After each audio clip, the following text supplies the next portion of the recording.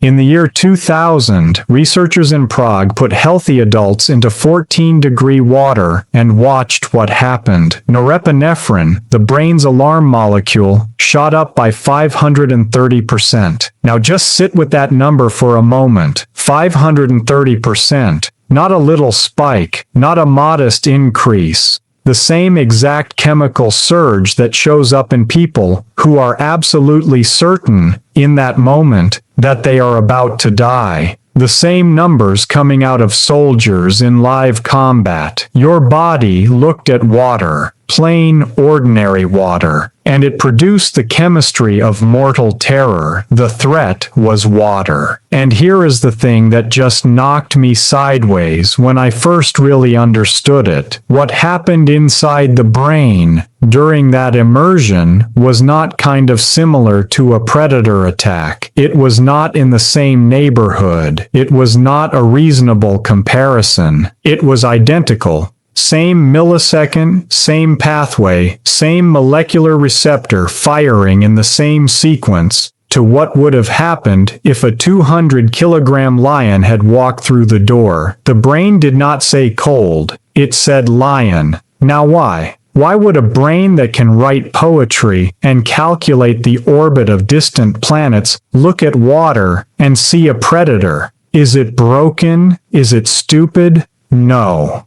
And this is where the story becomes, I think, one of the most beautiful and strange things about being human. The reason the brain cannot tell the difference is not a mistake. It is not a glitch in the code. It is the code. It is 200,000 years of survival wisdom running exactly as it was built to run, in a body that has simply never been told the lion is gone. To understand how, we have to go inside, really inside.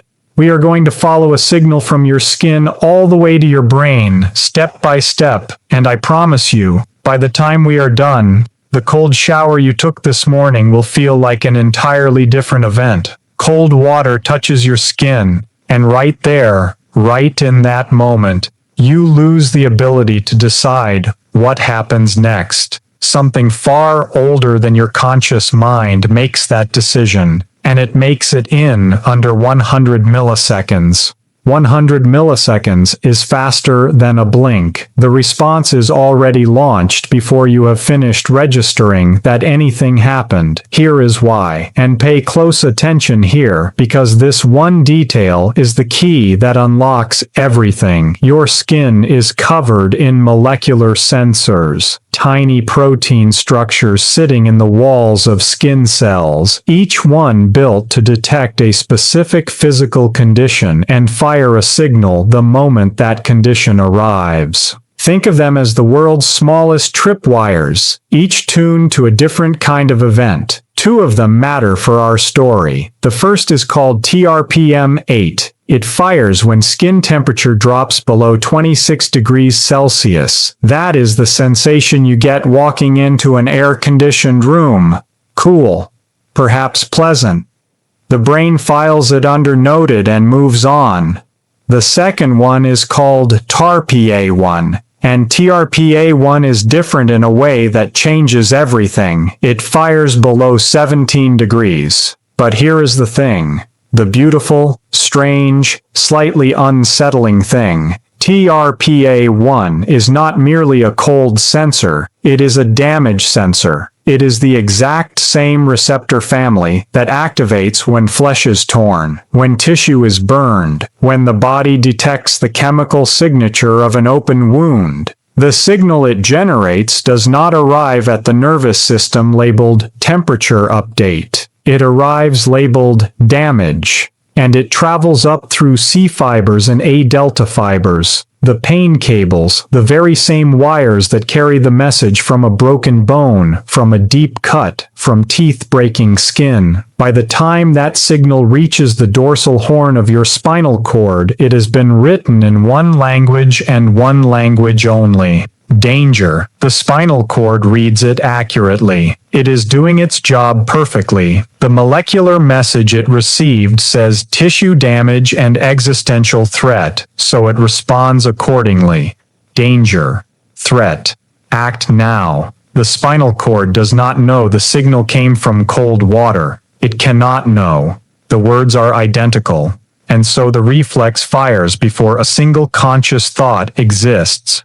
Your chest seizes. You inhale, involuntarily, completely without permission, with no involvement from the part of you that is watching this happen. This is the cold shock gasp reflex. Not a sensitivity. Not a weakness.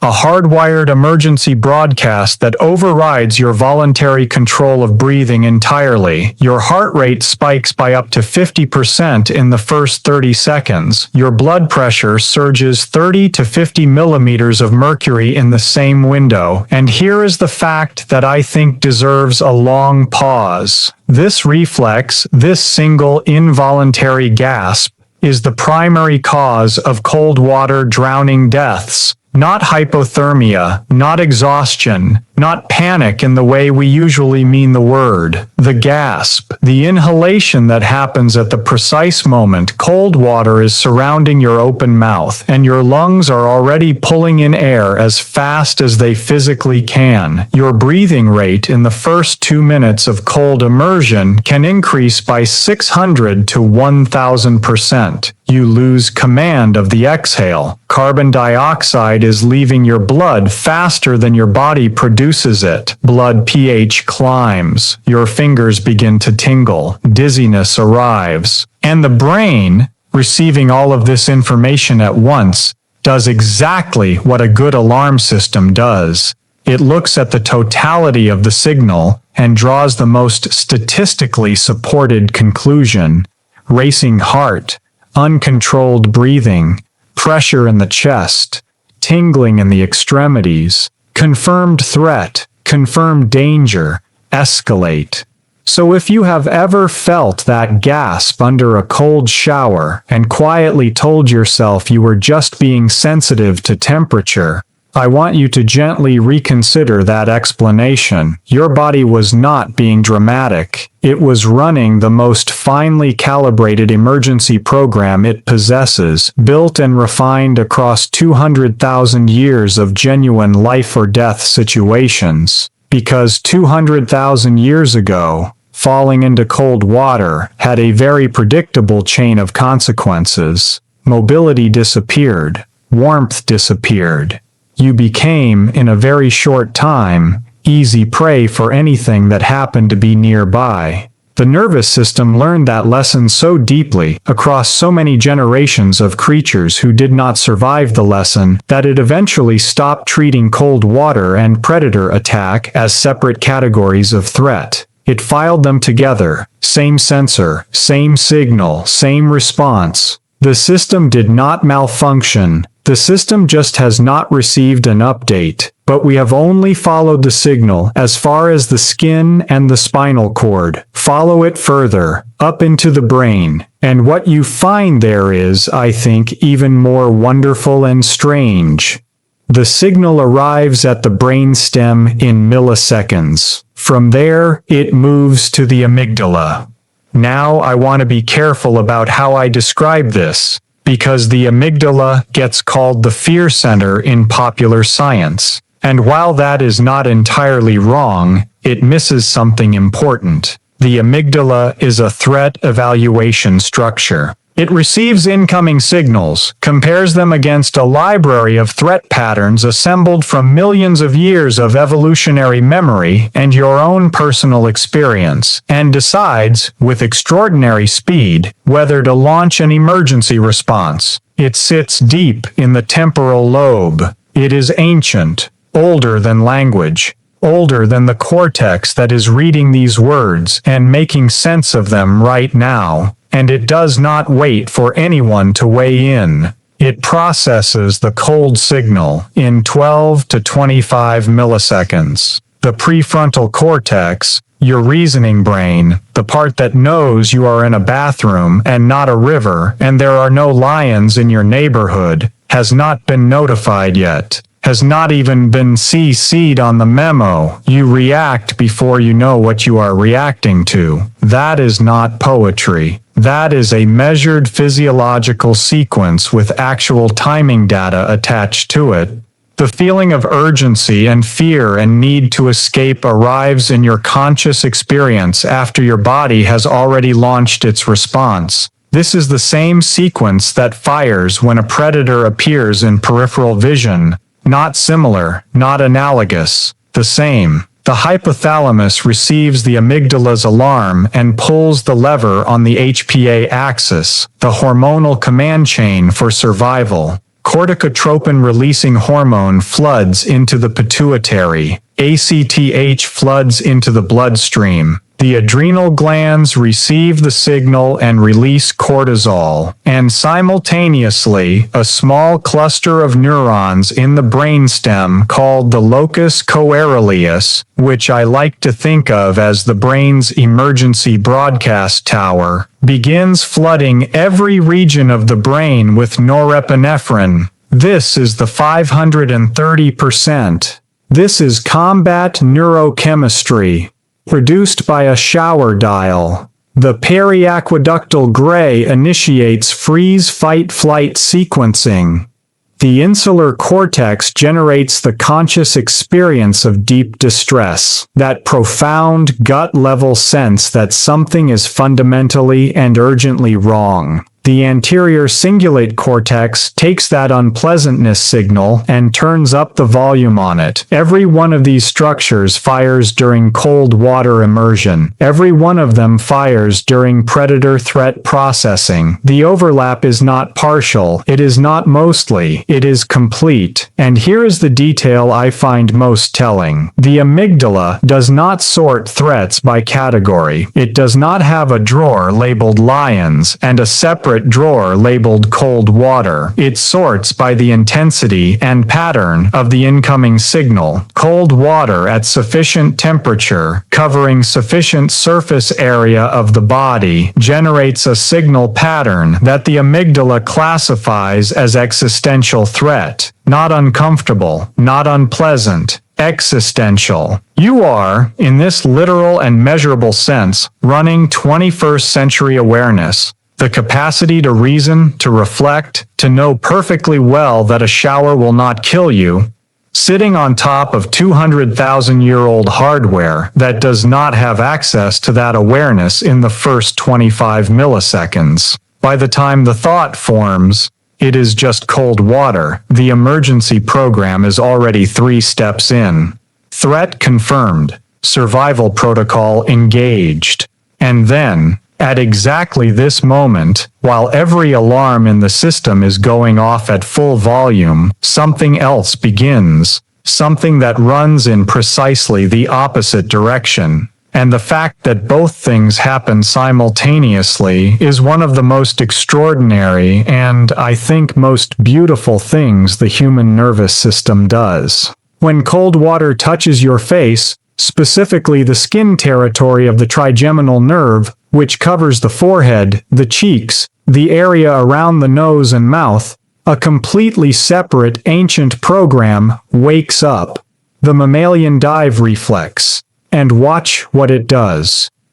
Your heart rate drops, not gently, not the modest drift of relaxation, a drop of 10 to 25%, sudden, measurable, a slowing of the heart, bradycardia, running in direct opposition to the speeding up that the cold shock response is simultaneously producing in the same body at the same moment. While your cold shock response is pushing your heart toward 150 beats per minute, your dive reflex is pulling it back. The blood vessels in your arms and legs clamp down hard, redirecting blood away from the periphery and toward the brain, the heart, the organs that simply cannot tolerate reduced flow. Your spleen contracts and releases a reserve supply of oxygen-carrying red blood cells into circulation, a biological emergency oxygen tank, deployed without your knowledge, without your permission, without any conscious involvement from you at all, Two contradictory survival programs, same body, same moment, running simultaneously, one saying move, escape, get out of this environment right now, the other saying conserve, protect the core, last as long as you can. And here is the thing I find so marvelous about this.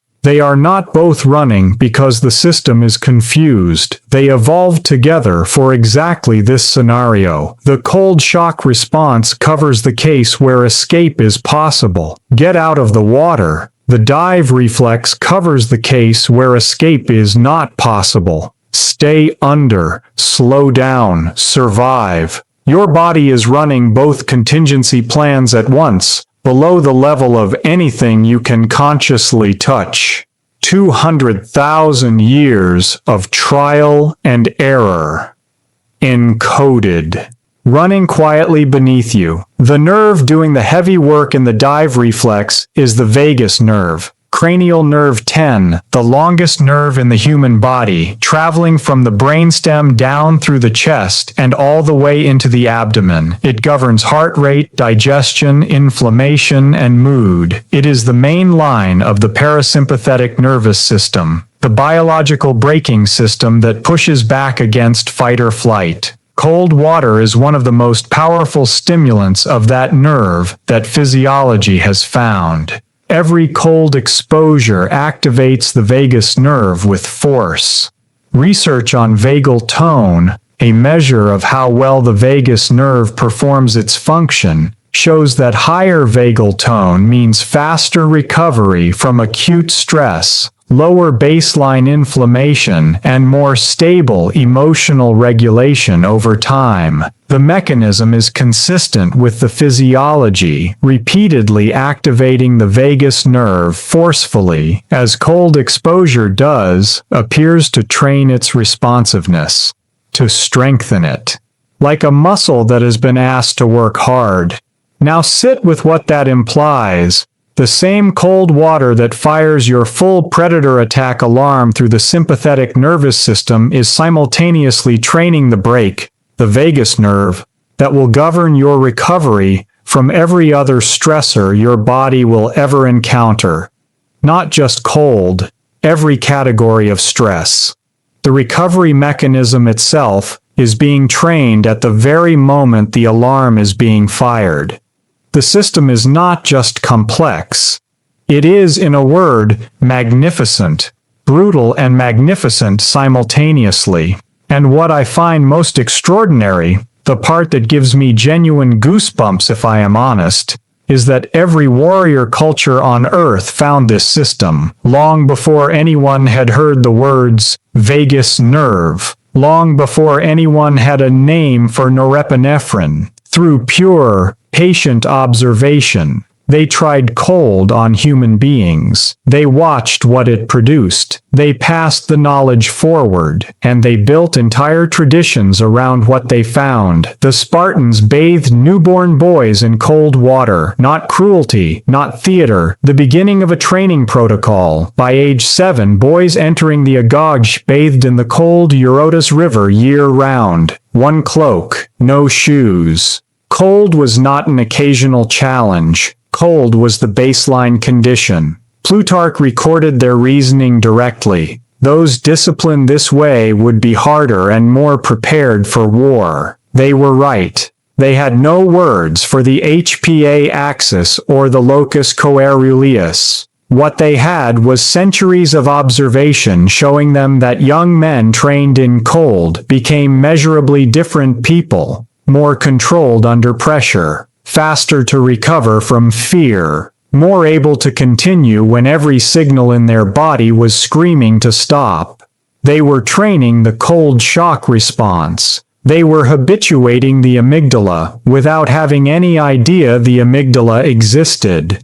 The Romans always ended their bathhouse ritual in the frigidarium, the cold plunge, always last, not for comfort. Because centuries of practice had shown empirically that the contrast from the caldarium's heat to the cold produced a state they described as invigorating, hardening, focusing. The mechanism they could not name was the norepinephrine surge, the same 530% the Prague researchers would measure with instruments the Romans could not have imagined 2,000 years later.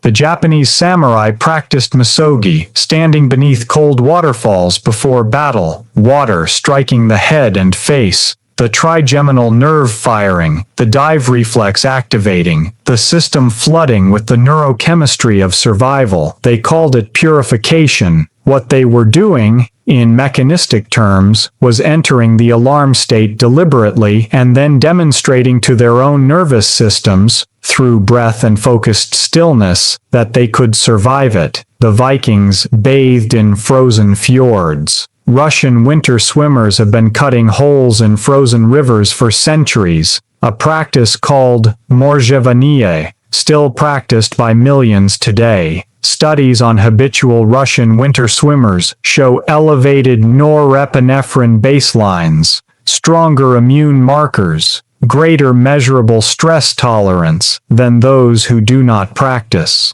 And then there is the Titanic, April 14th, 1912. Water temperature approximately -2 degrees Celsius. 1,500 people entered that water. Here is the thing almost nobody knows. Most did not die from hypothermia. Hypothermia requires time. Core body temperature needs 30 minutes or more to fall to dangerous levels. Most of those people died in the first minutes. Cardiac arrest from the initial cold shock immersion. Cold incapacitation, grip strength dropping 50 to 80% as peripheral nerves failed, making it physically impossible to hold on to debris or swim before the core temperature had even meaningfully changed. They died because their nervous systems responded to -2 degrees of water exactly as a nervous system shaped by 200,000 years of evolution is designed to respond to a lethal threat,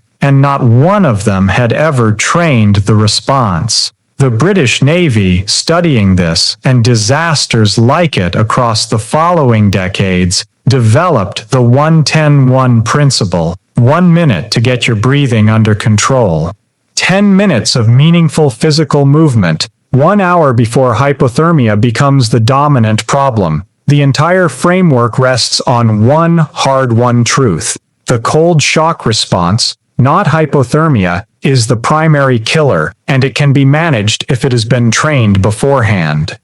In 2014, a research team published something in the Proceedings of the National Academy of Sciences that would have sounded impossible to most biologists 20 years earlier. Subjects trained in cold exposure and controlled breathing were injected with E. coli endotoxin, a substance that produces fever, headache, and flu-like illness in every normal subject ever tested. The trained group showed 50% fewer inflammatory symptoms. They were consciously influencing their own immune response, something the scientific consensus had long considered biologically impossible for a human being to do voluntarily. Every warrior culture found this principle through centuries of patient observation. They did not have the science, but they understood the truth underneath it. Make the alarm familiar enough, and it stops running the show. Now let us talk about what 5 cold exposures actually do to the nervous system. Not 5 months, not 5 years, 5 sessions. Tipton and colleagues published research showing that just 5 to 6 repeated cold water immersions reduced the cold shock response by 50%. The gasp reflex became smaller. The heart rate spike diminished measurably. The blood pressure surge moderated. The breathing dysregulation, that 600 to 1000% increase,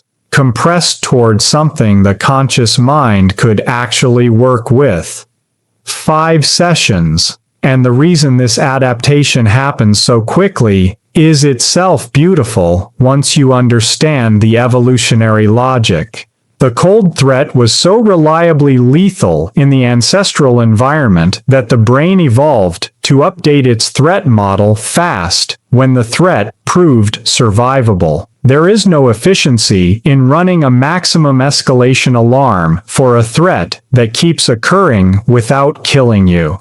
The amygdala recalibrates its own internal model, not the reasoning brain's model.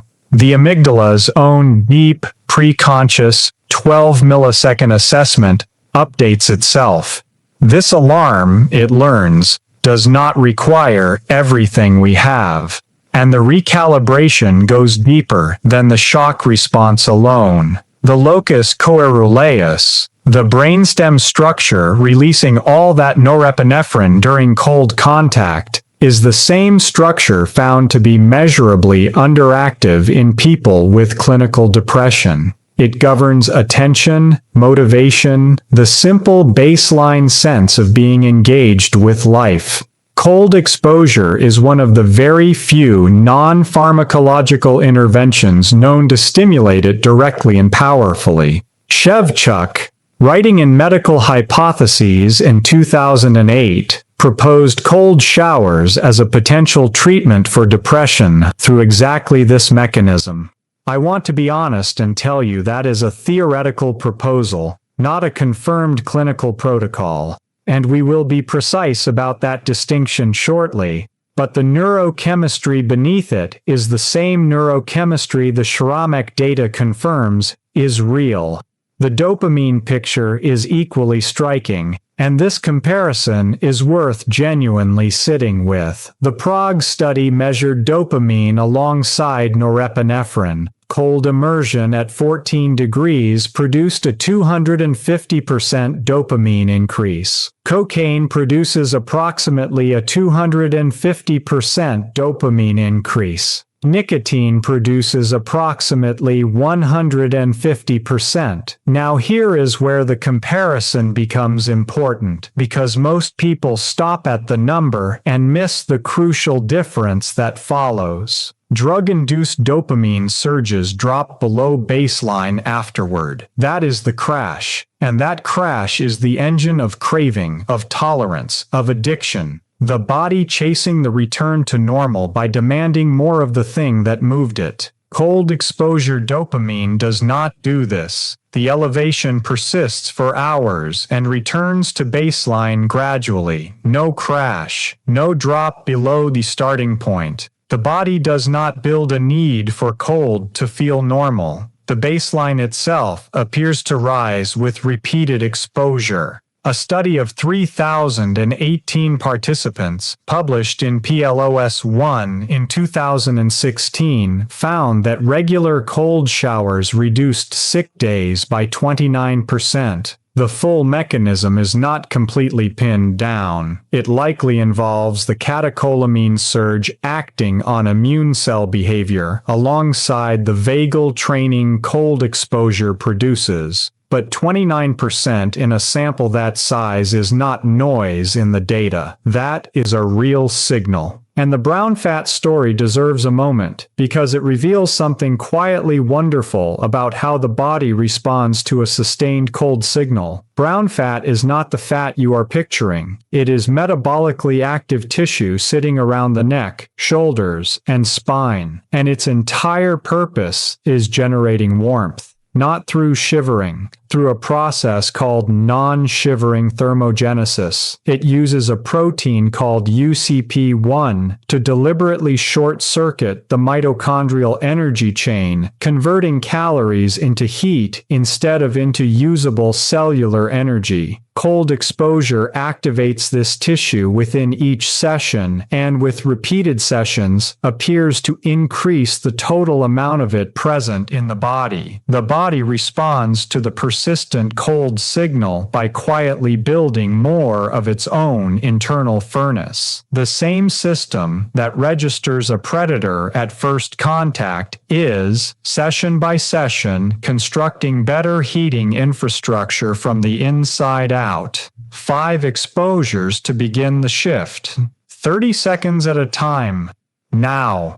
Before we reach the end, I want to do something that I think honest science requires.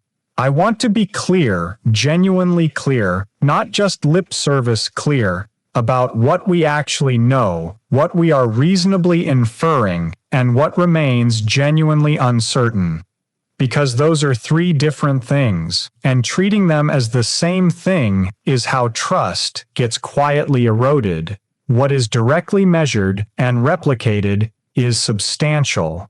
The cold shock response, the gasp reflex, the heart rate spike of up to 50%, the blood pressure surge of 30 to 50 millimeters of mercury, the full norepinephrine cascade, is documented across multiple independent research groups and is understood at the level of individual receptors. The Schrammick finding of 530% norepinephrine increase is published in a peer-reviewed journal and consistent with the broader catecholamine literature. Tipton's 50% habituation reduction after 5 to 6 immersions is a direct measurement. The Cox-P-NAS study is among the most rigorously designed trials in this field. The 29% sick day reduction is a large sample result from PLOS-1. These are not inferences or speculations. The mechanism at this level is established. What is physiologically plausible but not yet confirmed in long-term controlled trials is the broader claim that cold exposure builds generalized stress resilience. That training the cold shock response measurably improves the nervous system's handling of non-thermal stressors in a lasting way. The mechanism is consistent with the physiology. The vagal tone hypothesis is grounded in real biology, but the direct controlled trial confirming that transfer from cold stress to general stress resilience in humans at scale has not yet been published. The inference is reasonable and honest. It is not yet a confirmed finding. What remains genuinely preliminary must be named as such, because the alternative is to mislead you. Shevchuk's 2008 paper on cold showers and depression appeared in Medical Hypotheses, a journal that explicitly publishes theoretical proposals, not confirmed clinical outcomes. It is a coherent hypothesis built on real neurochemistry. It is not a treatment protocol, and should not be presented as one. The brown fat data in adults shows real effects, but with individual variability that is not yet well characterized. The Finnish sauna and cold plunge cardiovascular data is compelling and interesting, but cannot isolate cold as the causal variable. Lifestyle factors are deeply confounded in those populations. The distinction matters, not because the uncertain layers undermine the solid ones. It is the opposite. When you know exactly which ground you are standing on, you can act on the solid parts with real confidence. The mechanism is real. The adaptation is real. The full clinical picture is still being built. All three of those things are true together, and what follows from the solid mechanism requires no clinical uncertainty to act on. Return to the number, 530%. When you first heard it, it was a striking data point. Remarkable, almost impossible to situate in your experience. Now it is a map. You can trace exactly what produced it. TRPA1 receptors reading cold as tissue damage. A damage signal traveling up pain fibers to a spinal cord that cannot distinguish its source. An amygdala processing threat in 12 milliseconds before the reasoning brain receives the notification. The locus coeruleus flooding the brain with norepinephrine. The HPA axis cascading cortisol. The dive reflex firing through the vagus nerve at the precise moment the cold shock response fires upward through the sympathetic chain. Two contradictory survival programs running simultaneously in one body. The same circuit, the same chemistry, the same ancient alarm. The Spartans trained it in the Eurotas River. The samurai trained it under cold waterfalls. The Romans ended every bath in the cold plunge. Every culture that produced warriors built them through deliberate, repeated entry into the system you have now traced from molecular receptor to brainstem to bloodstream. And now you know what 5 exposures do to that system. The alarm becomes quieter, the recovery becomes faster, the norepinephrine baseline rises, the vagus nerve strengthens, the dopamine sustains, the body adapts, not only to cold, but to the whole category of challenge that cold represents. The action is simple. At the end of your next shower, turn the dial to cold. Stay for 30 seconds. Not an ice bath, not a frozen river. 30 seconds of cold water, which your nervous system will register as a predator attack, which your amygdala will process as a survival event, which your locus coeruleus will answer with the same neurochemistry that flooded the brains of soldiers and warriors and monks across 200,000 years of human history, and then step out. The 530% will return to baseline, but the system will have recorded something small and important. The alarm fired. The body survived. No lion came. The lion is inside the system. The training has always been available. The cold water just makes it visible.